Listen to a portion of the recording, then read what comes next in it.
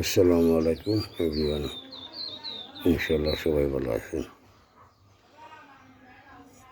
আজকে তো সৌদি আরব তারা রোজা রাখছে।